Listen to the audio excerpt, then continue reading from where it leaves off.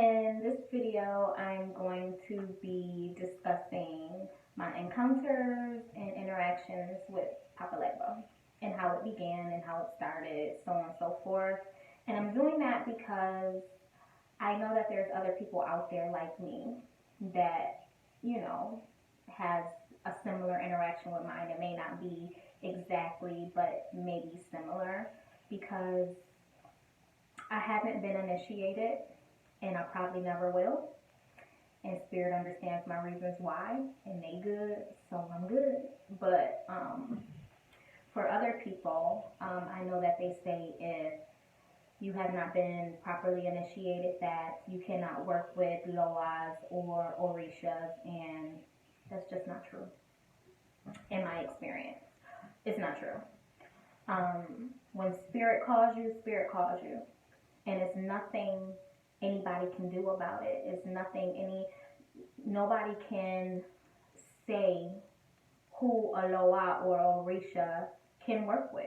They choose who they work with. They choose you. You don't really choose them, to be honest.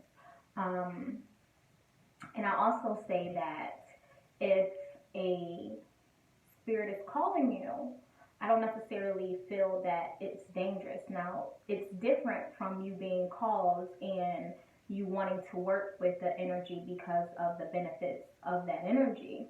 Like, I don't suggest people looking for certain gods or deities or whomever, and because they give a certain thing, decide that they want to work with them, because if that energy doesn't want to be bothered with you, it could be dangerous. And that's just honest. But in my case, initially, I didn't want to work with anybody. Like, at all. Like, I didn't want to work with any god, any deity, any jinn, any fairy, any demon. And, for this channel, if you're on this page and you're looking at it right now, you're probably a magician, you're probably an occultist, you're probably a witch, a Wiccan, so on and so forth. So we realize that different people work with different beings and different energies. So with that being said, at that time, I didn't want to work with anybody but myself. I didn't want any outside being other than me to work with. At that point in my life, I was doing a lot of work. I was doing a lot of rituals. I was casting a lot. And as I was doing it, a lot of things that I did, like a lot of work that I did, start coming true. And I start manifesting a lot. And for me, I guess you can say that's hoodoo, because you basically work with yourself in the elements of the earth. So that's what I was practicing in. And that's what I was comfortable with practicing in. I didn't want any outside source of myself. My mental was like, okay, I'm a god and I control my own mind and law of attraction. And I still believe in all of those things. Like, that hasn't changed. But the way that I feel about working with outside energies is different now, because I do, and I do often. Now, Papa Legba is the first God that I've ever worked with or ever dealt with. He's not the first that I've experienced, but others I ran away from. I didn't give a chance at that time. I got scared and ran from.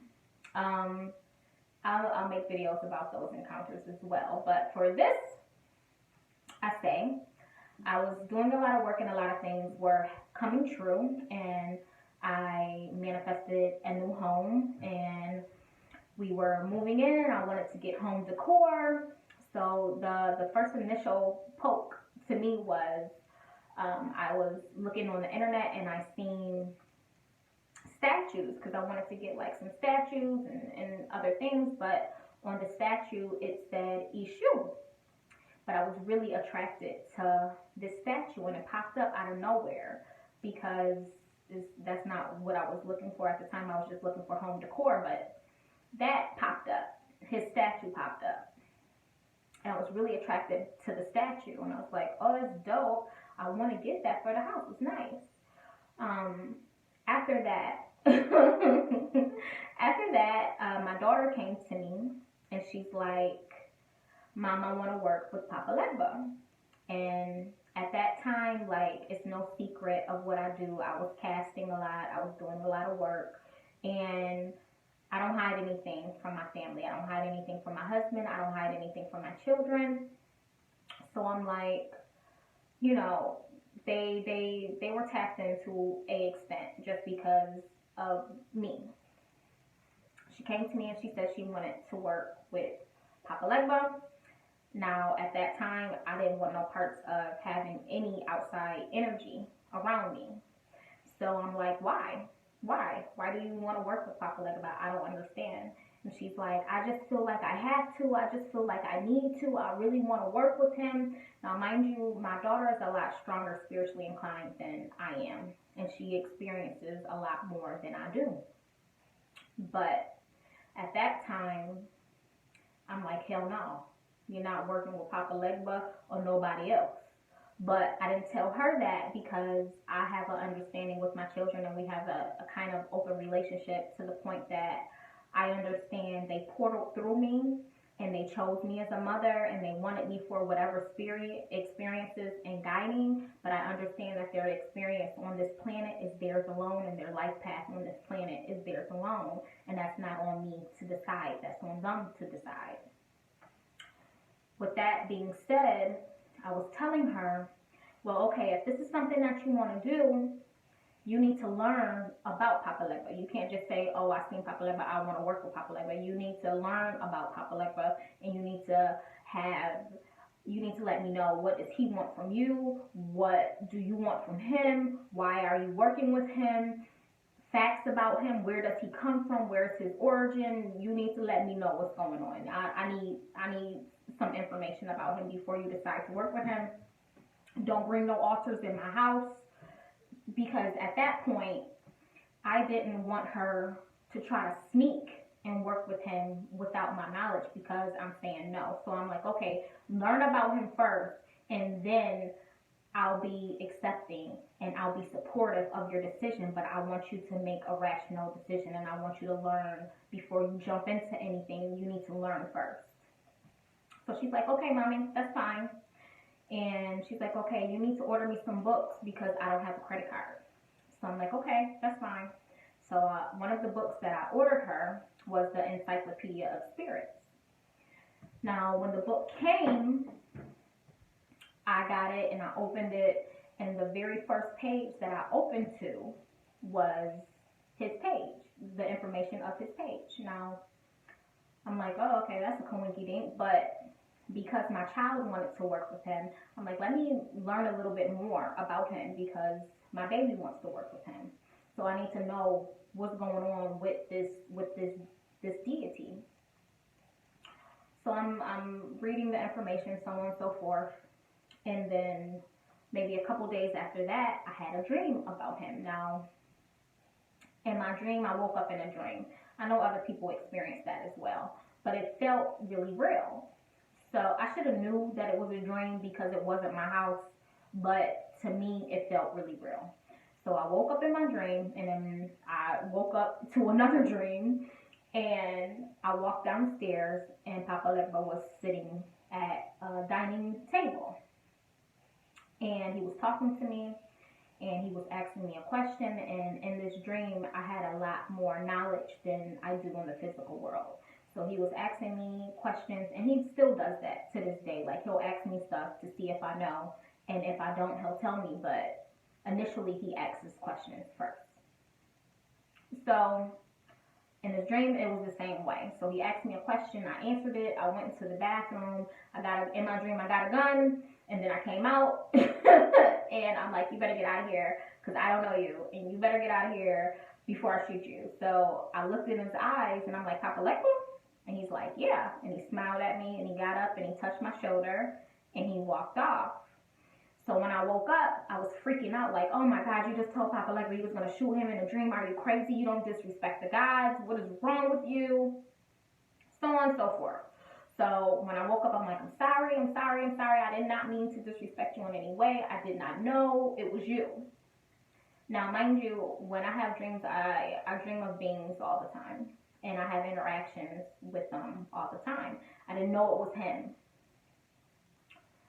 Long story short, after that, I start thinking about him consistently, like almost to a point of obsession. I could not do anything without him popping in my mind.